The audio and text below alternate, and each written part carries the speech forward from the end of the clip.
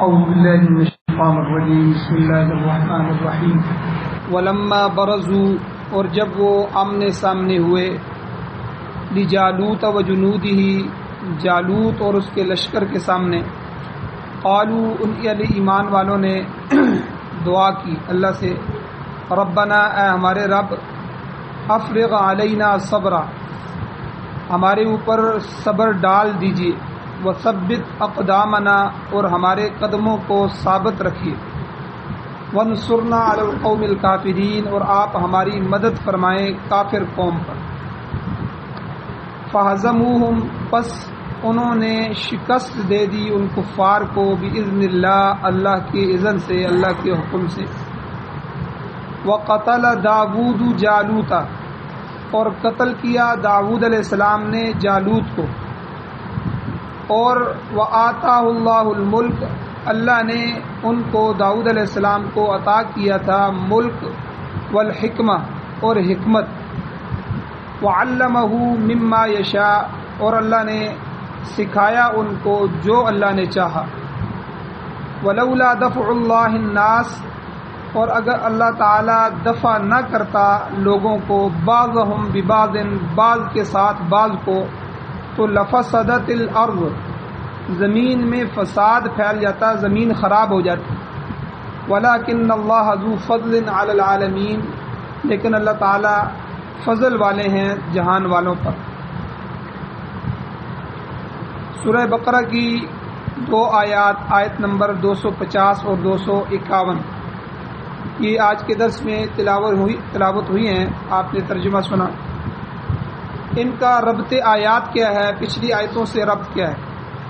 گزشتہ درس میں طالوت کے جو لشکر تھا اس کی روانگی کا تذکرہ تھا کہ جب وہ دشمن کی طرف چلے تو راستے میں طالوت تھے جو ان کے رہبر تھے، ان کے امیر تھے، انہوں نے اپنی فوج کو آزمایا تاکہ دیکھا جائے کہ یہ لوگ کس حد تک تکالیف کو برداشت کر سکتے ہیں اور امیر کے حکم کو مانتے ہیں۔ اب راستے میں ایک نہر پڑتی تھی، اللہ کے حکم سے طالوت نے اپنے سپاہیوں کو اس نہر سے پانی پینے سے منع فرما دیا اور پیاس برداشت کرنے کی تلقین کی کہ تمہیں پیاس تو لگی ہے لیکن پیاس کو برداشت کرنا ہے، پانی نہیں پینا۔ ہاں البتہ سخت شدت کی صورت میں ایک چلو، اپنے ہاتھ سے ایک چلو بھر کر پانی پی سکتے ہو، اس کی اجازت ہے، اس سے زیادہ اس نہر سے پانی پینے کی اجازت نہیں۔ اب یہ بہت بڑی آزمائش تھی، 80,000 کا لشکر دیکھیں۔ اب اکثریت نے اپنے امیر کے حکم کی اطاعت نہیں کی اور وہاں سے خوب سیر ہو کر پانی پیا، کیونکہ کہتے ہماری پیاس برداشت نہیں ہو سکتی۔ اب انہوں نے سیر ہو کر پیا، جس کی وجہ سے اللہ نے ان میں سستی پیدا کر دی، کاہلی پیدا کر دی، وہ آگے سفر کرنے کے قابل ہی نہیں رہے اور لہذا تھک ہار کر وہیں بیٹھ گئے۔ اور صرف 313 ایمان والے بچے کہ جنہوں نے پانی نہیں پیا تھا یا ایک چلو پانی پیا تھا، تو یہ سپاہیوں کا جو لشکر تھا یہ نہر سے پار ہو گیا۔ تو گویا کہ 3 گروہوں میں یہ فوج تقسیم ہو گئی، 3 گروہوں میں۔ پہلا گروہ تو وہ تھا جنہوں نے خوب پانی پیا، ناقص الایمان لوگ، ایمان کمزور ہے۔ آج بھی کئی لوگوں کے دل میں یہ خیال ہوتا ہے کاش ہم حضور کے زمانے میں ہوتے، اگر ہم جیسے لوگ حضور کے زمانے میں ہوتے تو شاید منافق ہوتے، یعنی ہمارے اندر مادہ ہی نہیں ہے اللہ کے حکم کو ماننے کا۔ یہ تو منافقین تھے، وہ بھی 5 وقت کی نماز با جماعت پڑھتے تھے اور سارا کچھ کرتے تھے۔ تو اس لیے جو لوگ اللہ کے نبی کے لیے چنے گئے، صحابہ وہی چنے گئے جنہوں نے قربانیاں دیں اور اللہ کے نبی کی اطاعت کی، تو شاید ہم انکار کر کے کافر بھی بن سکتے تھے۔ تو اس لیے جہاں جس زمانے میں اللہ نے ہمیں رکھا ہے ہم اسی زمانے میں ہی بہتر ہیں۔ تو آج بھی آپ دیکھ لیں لوگوں کی یہی ناقص الایمان 3 قسمیں، سب سے کمزور ایمان والے۔ تو ان میں سے جو یہ تھے انہوں نے امیر کے حکم کی اطاعت نہیں کی اور اس میں جو ہے ناکام ہو گئے اور انہوں نے خوب پانی پیا اور اللہ نے ان میں تھکاوٹ پیدا کر دی، سستی پیدا کر دی، وہاں سے اٹھ ہی نہیں سکے۔ اور دوسرے جو ایمان والے لوگ تھے جو پار ہو گئے، ان میں سے بھی 2 قسم کے گروہ تھے۔ ایک گروہ وہ تھا جنہوں نے ایک چلو پانی پی لیا، چلو کی اجازت تھی کہ آپ ایک چلو پانی بھر کے پی سکتے ہیں اپنے ہاتھ سے، تو یہ کامل الایمان لوگ تھے، ایمان ان کا کامل تھا۔ اب اس ایک چلو پانی پینے کی وجہ سے مفسرین لکھتے ہیں کہ یہ دشمن کی کثیر تعداد کو دیکھ کر خوفزدہ ہو گئے اور کہنے لگے کہ ہم اب 80,000 کا لشکر تھا، اب 313 رہ گئے ہیں، ادھر جالوت کا اتنا بڑا لشکر ہے، ہم اس کا مقابلہ کیسے کریں گے، یہ کثیر تعداد ہے۔ تیسرا گروہ وہ تھا جس نے بالکل پانی نہیں پیا، انہوں نے کہا کہ بے شک اللہ تعالیٰ نے ہمیں اجازت تو دی ہے ایک چلو کی، لیکن ہم اللہ کی کامل اطاعت کریں گے، ہم وہ ایک چلو پانی بھی نہیں پئیں گے۔ انہوں نے بالکل پانی نہیں پیا۔ یہ اکمل الایمان، کامل الایمان دوسرا گروہ۔ تیسرا گروہ اکمل الایمان، ایمان میں انتہائی کامل لوگ تھے، ان کے دل میں اللہ نے بہادری ڈال دی اور انہوں نے دوسرے لوگوں کو بھی سمجھایا دیکھو قلت اور کثرت یہ کوئی چیز نہیں ہوتی، اصل اخلاص ہوتا ہے، اللہ کی ذات پر یقین ہوتا ہے اور صبر ہوتا ہے، صبر کے ساتھ چلو اور جہاد کرو، اللہ تعالیٰ تمہیں کامیاب فرمائیں گے، اللہ تمہیں فتح عطا فرمائے گا۔ اور واللہ مع الصابرین، اللہ تعالیٰ صبر کرنے والوں کے ساتھ ہوتا ہے۔ تو یہ تو لشکر کی روانگی کا جو واقعہ ہے یہ تو پچھلے درس میں گزر چکا ہے۔ اب لشکر میدان میں پہنچ گیا اور آمنے سامنے ہو گیا، یہ جو واقعہ ہے لڑائی کا یہ ان آیات کے اندر اللہ نے بیان فرمایا۔ اور گزشتہ درس کے اندر جو اسلامی مجاہد ہے، اسلامی سپاہی ہے، اس کے اوصاف بھی بیان ہوئے کہ ان کے اندر حرص کا مادہ نہیں ہونا چاہیے، لالچ نہیں ہونی چاہیے، اور اس کے علاوہ وہ لوگ صبر اور استقلال کے پیکر ہونے چاہیے اور ان کے اخلاق اچھے ہونے چاہیے۔ آپ آج دیکھیں طالبان کے اخلاق کو دیکھیں، پوری دنیا کا میڈیا حیران ہے، اتنے اخلاق والے لوگ جن کو ہم جنگلی سمجھتے تھے، ظالم سمجھتے تھے، آج انہوں نے کس طرح جو ہے اخلاق کا مظاہرہ کیا، اتنے اچھے اخلاق دنیا کی کوئی قوم پیش نہیں کر سکی۔ میں حیران ہوا، انگلینڈ کا ایک کالم نگار ہے، ان کے اخبار میں اس کا مضمون بھی چھپا، تو اس نے عجیب الفاظ سے طالبان کی تعریف کی۔ اس نے کہا کہ 21 سال جنہوں نے ظلم کو سہا، جو مظلوم تھے اور ہر طرح کا ظلم ان پہ کیا گیا، ان کو مارا گیا، اور پھر جو ہے جب ان کو فتح نصیب ہوئی تو انہوں نے اسی طرح معاف بھی کر دیا۔ اور یہ حوصلہ انہوں نے کہا کہ دنیا کی کسی قوم میں نہیں ہے، یہ حوصلہ پہاڑوں کے ان جوانوں کے اندر ہی ہے جن کو اللہ نے پہاڑوں جتنا حوصلہ، یہ اس کے الفاظ تھے، انگریز کے الفاظ تھے۔ تو آپ اندازہ لگائیں تاریخ ان الفاظ کو اپنے اندر سمیٹ لیتی ہے، اور آئندہ آنے والے 100-200 سال بعد یہ الفاظ ہماری نسلیں پڑھیں گی۔ تو یعنی جس طرح ہم صلاح الدین ایوبی کے واقعات پڑھتے ہیں، محمد بن قاسم کے واقعات پڑھتے ہیں، تو طالبان کے یہ واقعات تاریخ کے اندر لکھے جائیں گے کہ کس طرح انہوں نے اپنی قوم کو معاف کیا اور کس طرح انہوں نے ان کی اصلاح کے لیے کوشش کی اور اپنے ملک میں امن قائم کیا اور شریعت پر بیعت کر رہے ہیں۔ دوبارہ کل ان کی بیعت دکھائی گئی، سب حضرات نے شریعت پر بیعت کی، ہم نے اپنی زندگی دین پر گزارنی ہے اور دین کو ہی نافذ کرنا ہے اور دین پر ہی مر جانا ہے۔ یہی مسلمان کی ایک شان ہے اور ہونی بھی یہی چاہیے۔ تو بہرحال یہ جو ہے اوصاف ہیں جو ایک سپاہی کے ہونے چاہیے، گزشتہ درس میں جو ہے یہ گزرے ہیں۔ اور اس درس میں سب سے پہلی چیز جب طالوت کا لشکر ایمان والے جالوت کے سامنے ہوئے، سب سے پہلے انہوں نے دعا کی۔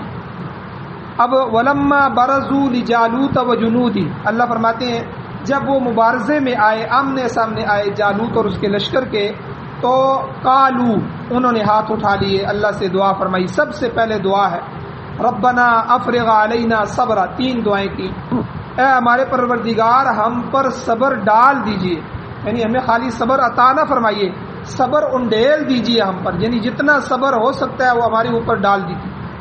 کتنی بہترین دعا ہے اور مجاہد کو یہ دعا کرنی چاہیے۔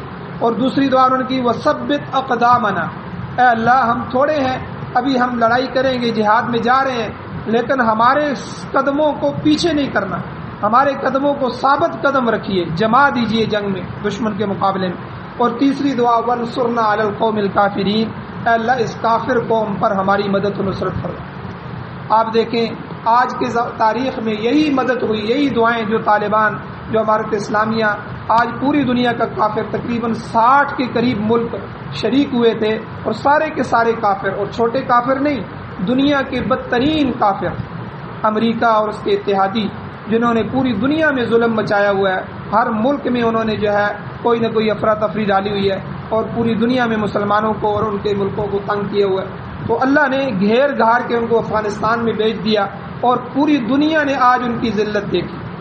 تو یہ وہ دعائیں تھیں جو مجاہد کی جہاد کے میدان کے اندر ہوتی ہیں. تو دعا ایک ایسی اعلیٰ اور عرفہ چیز ہے جس کے ذریعے انسان اپنے رب کے ساتھ تعلق قائم کرتا ہے. یاد رکھیں نماز کے ساتھ اور روزہ حج زکوٰۃ یہ عبادات ہیں, یہ تو ہمیں حکم دیا گیا ہے, یہ تو اللہ کی طرف سے فرض ہے, یہ تو ہم نے ادا کرنی ہی کرنی ہے. ان سب کے بعد جو رابطے کی چیز ہوتی ہے, جو سیڑھی ہے, وہ دعا ہے. دعا سے اللہ جل شانہ متوجہ ہوتے ہیں جب انسان اللہ کے سامنے گڑ گڑاتا ہے. تو اس لیے خاص طور پر میدان جنگ میں جب غیر مسلم قوتیں اپنے طاقت کے زور پر شامل ہوں تو غیر مسلموں کا جو ہے میدان میں آنا کس طرح ہوتا ہے. غیر مسلم شراب پی کر گانا گاتے ہوئے اور اتراتے ہوئے اور تکبر کرتے ہوئے جنگ میں آتے ہیں اور ابتدا کرتے ہیں. اور جب آپ 20 سال 21 سال پیچھے چلے جائیں تو آپ دیکھیں گے کہ امریکہ جب آیا تھا تو یہی حالت تھی. شرابیں پی کے ان کے فوجی آ رہے تھے, نشے میں دھت تھے اور پوری دنیا میں تکبر کرتے ہوئے دنیا کو للکارتے ہوئے آ رہے تھے کہ صلیبی جنگیں شروع ہو گئی ہیں, جنہوں نے جو ہے اب 2 گروہ ہیں, یا تو ہمارے ساتھ ہو جاؤ یا دہشت گردوں کے ساتھ ہو جاؤ ورنہ تم دنیا میں مٹا دیے جاؤ گے, یہ ہو جائے گا وہ ہو جائے گا. پوری دنیا میں یعنی کفر ہمیشہ اس طرح آتا ہے. اور طالبان کی کیا حالت تھی, آپ 21 سال پیچھے جائیں. ہمارے اسلامیہ میں ملا عمر صاحب کا جب انٹرویو لیا گیا, جب ان کے بحری بیڑے آ رہے تھے تو اتنی عاجزی کہ دنیا نے اتنی عاجزی کسی میں نہیں دیکھی. اور عاجزی کے ساتھ انہوں نے کہا کہ وَأَنْتُمُ الْأَعْلَوْنَ إِن كُنتُم مُؤْمِنِينَ. اللہ نے قرآن میں وعدہ فرمایا ہے اگر تم ایمان والے ہو, تمہارے اندر ایمان ہے تو تم ہی فتح یاب ہوگے, اللہ تمہیں بلند فرمائیں گے, کامیاب فرمائیں گے. تو ہم ایمان والے لوگ ہیں, انشاءاللہ ہم گھبرانے والے نہیں ہیں, ہم ان سے ٹکرائیں گے. اس وقت امیر المؤمنین نے یہ الفاظ کہے تھے. دنیا دیکھے گی کہ ایک وقت یہ کافر طاقتیں دنیا سے ناپید ہو جائیں گی, اللہ ان کو توڑ دے گا. آپ دیکھیں اس کے ایمان کے اندر کتنی طاقت تھی کہ انہوں نے یہ الفاظ کہے. تو اتنے مضبوط ایمان والے لوگ, اور آج جو ہے 21 سال بعد دنیا نے دیکھا. تو بہرحال کفر کی یہ حالت ہوتی ہے, جب بھی وہ میدان میں آتے ہیں تو ظالم اور خونخوار بن کے آتے ہیں, پھر وہ کچھ بھی نہیں دیکھتے اور ادھر ادھر اور جو ہے ہر چیز کو تباہ کر رہے ہوتے ہیں, عزتیں لوٹ رہے ہوتے ہیں اور جو چیز ان کے سامنے آتی ہے اس کو کاٹ رہے ہوتے ہیں. تو بہرحال ایمان والوں کی یہ حالت نہیں ہوتی, وہ جنگ میں بھی اللہ کے احکامات کو سامنے رکھتے ہوئے شامل ہوتے ہیں اور خوب گڑ گڑا کر فتح کی دعائیں اللہ سے کرتے ہیں, کیونکہ دعا ایسی چیز ہے جو ساری عبادت کا نچوڑ ہے. حضور علیہ الصلوۃ والسلام نے فرمایا, حدیث میں آتا ہے الدعاء مخ العبادہ. ہر چیز کا ایک مغز ہوتا ہے, عقل ہوتی ہے. ہمارا انسان کا بھی مغز ہے, مغز کام نہ کرے تو انسان پاگل شمار ہوتا ہے, چاہے اعضاء جتنے موٹے ہوں, چاہے صحت جتنی اچھی کیوں نہ ہو. تو اسی طرح عبادات کا مغز اللہ کے نبی نے فرمایا عبادت کا مغز دعا ہے. اسی لیے فرمایا گیا اگر تھوڑی سی عبادت کی جائے, 2 رکعت نماز نفل پڑھو تو دعا کرو, تھوڑی سی تلاوت کرو تو دعا کرو, ذکر اللہ کرو تو دعا کرو, ہر چیز کے بعد فوراً دعا کرو, ہاتھ اٹھاؤ دعائیں. اور ہم دیکھتے ہیں کہ حضور علیہ الصلوۃ والسلام نے جتنے بھی غزوات ہیں, غزوہ بدر ہے, غزوہ خندق ہے, غزوہ احد ہے, جتنے بھی غزوات ہیں, حضور علیہ السلام میدان جنگ میں جو ہی پہنچ کر حضور نے دعائیں شروع کر دی. وہ دعائیں جو ہے احادیث کی کتابوں میں لکھی ہوئی ہیں. چنانچہ غزوہ بدر کے بارے میں, جنگ بدر جو ہوئی, اس کے متعلق بخاری کے اندر, مسلم کے اندر, نسائی کے اندر اور اسی طرح حدیث کی دوسری کتابوں کے اندر یہ ذکر ہے کہ حضور علیہ الصلوۃ والسلام نے کس قدر گڑ گڑا کر دعا فرمائی. آپ علیہ السلام ساری رات دعا میں رہے, عاجزی اور انکساری کے ساتھ دعا مانگتے رہے, حتیٰ کہ آپ کی چادر مبارک کی کندھے سے سرک کر نیچے گر گئی. اور آپ کیا فرما رہے تھے, اللہم ان تہلک ہذہ العصابۃ لا تعبد فی الارض. اے اللہ, اے مولا کریم, میں نے یہ مٹھی بھر اہل ایمان تیرے نام پر جنگ میں دھکیل دیے ہیں, اگر یہ ہلاک ہو گئے تو روئے زمین پر تیری عبادت کرنے والا کوئی نہیں بچے گا. یعنی مکہ کی زندگی میں جو میری محنت ہے, وہ میری جمع پونجی ہے, وہ یہ 313 صحابہ ہیں جو آج مدینہ میں آئے ہیں مدینہ کی ریاست کے قیام کے لیے. تو اس کے لیے کفر یہاں بھی آ گیا ہے ان کو ختم کرنے کے لیے.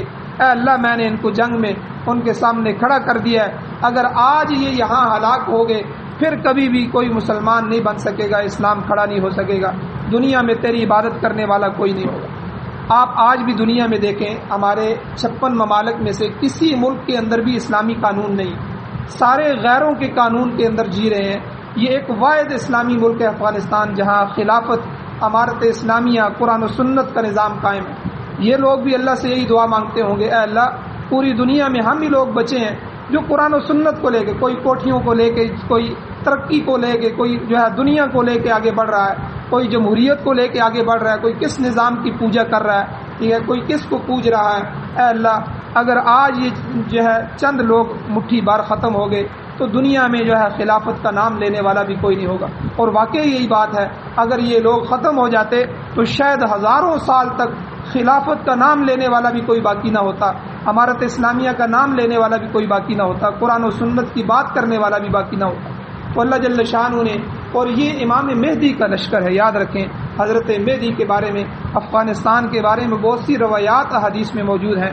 بلکہ ایک مفتی صاحب نے مجھے، ہمارے بڑے اکابر میں سے ہیں، انہوں نے ایک روایت سنائی جس کا مفہوم یہ ہے کہ اللہ کے ترکش کے تیروں میں سے تیر ہیں افغان جو ہیں، اللہ کی جو ترکش ہے اس کے تیروں میں سے تیر ہیں۔ جو بھی انا ربکم الاعلی کا دعویٰ کرتا ہے اللہ جل شانہ ان کو ان پر مسلط کر دیتے۔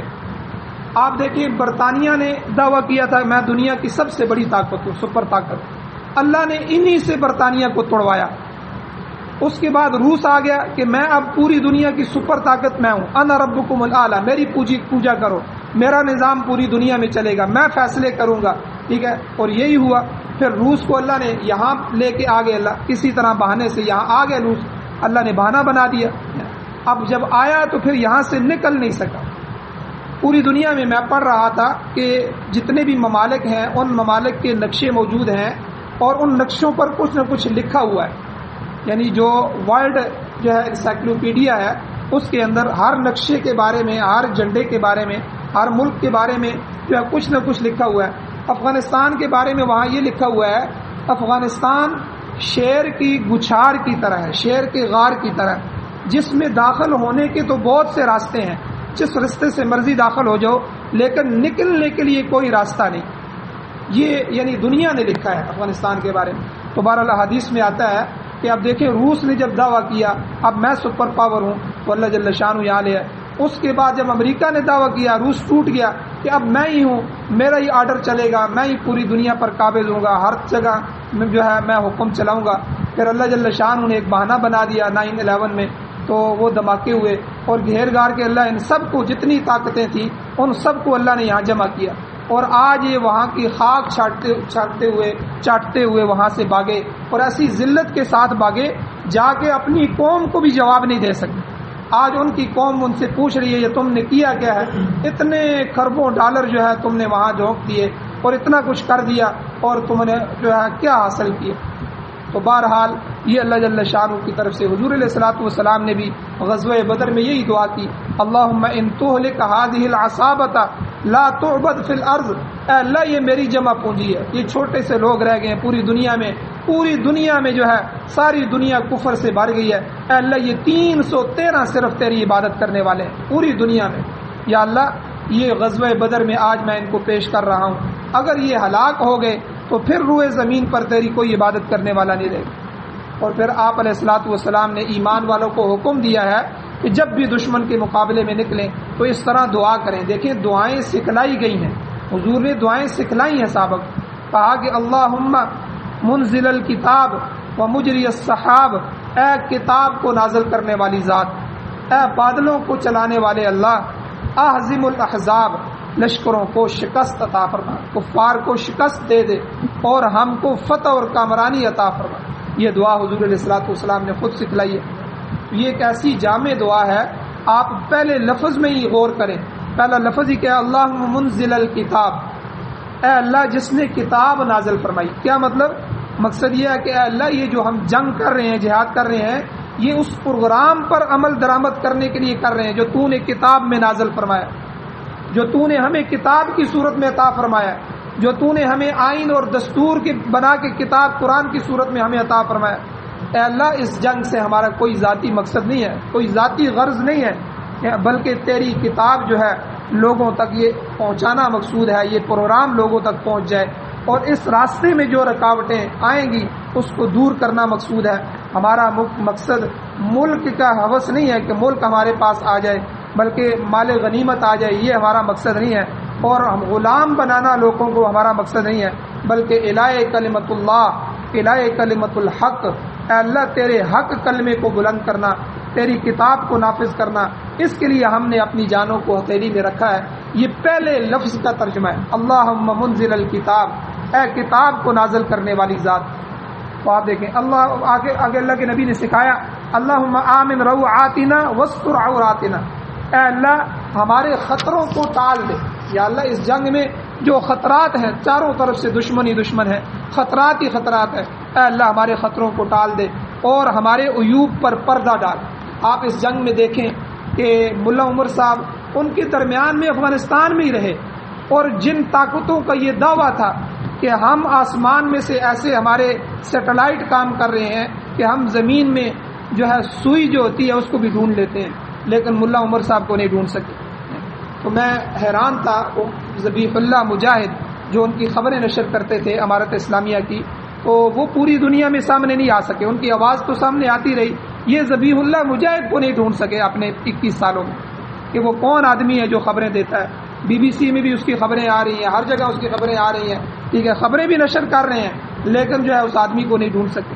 تو یہ ان کی حالت تھی. اللہ جل شانہ نے، اور واقعی یہ جو دعائیں حضور نے سکھلائیں یہ ہر طالب کے جو ہے زبان پر تھی، اور ہر جو ہے مجاہد یہ دعائیں مانگ رہا تھا کہ اللہم آمن روعاتنا واستر عوراتنا، اے اللہ ہمارے خطروں کو ٹال دے اور اے اللہ ہمارے عیوب پر، عیبوں پر پردہ ڈال.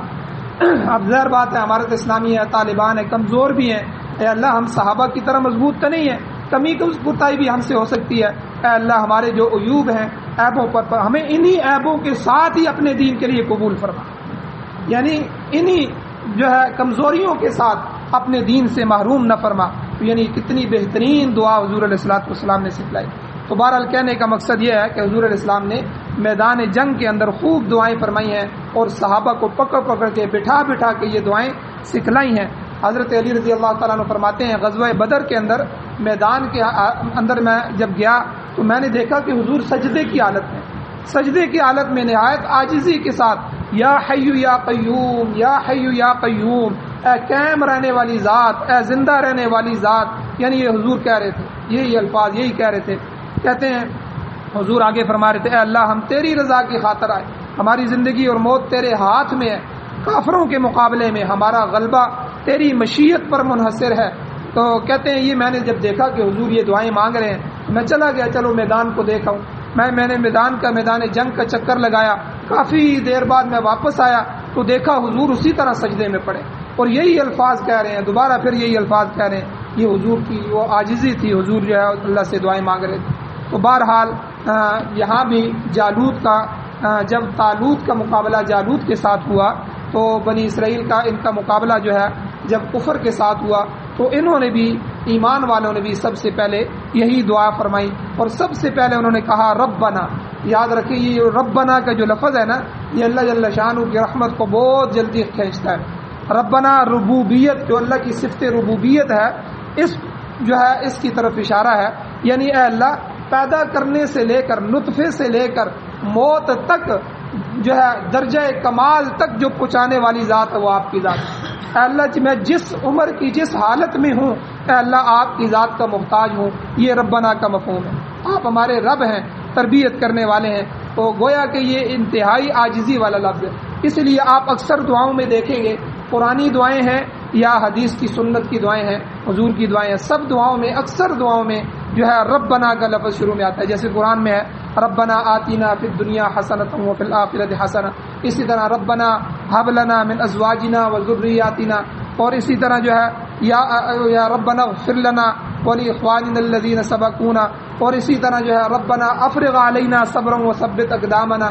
بے شمار دعائیں ہیں جن میں ربنا کا لفظ آتا ہے.